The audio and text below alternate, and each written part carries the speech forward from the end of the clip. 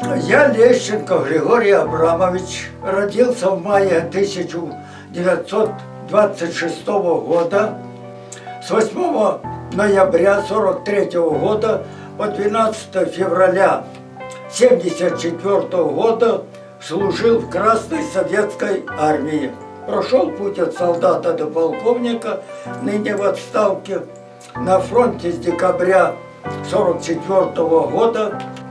В декабре месяце ночью вывели на передовую уже в районе города Дебрецен в Венгрии.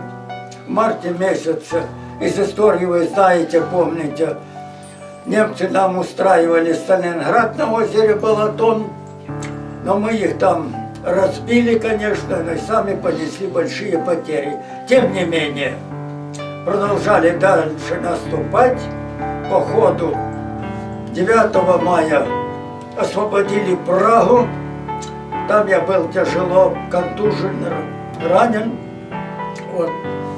Таким образом, до конца войны. Первое ранение на озере Балатон, контузия была, и в медсамбате 13 осколков выковыряли с ног, груди, шеи, на лбу тут было. Вот. Второе в Вене, но остался жив.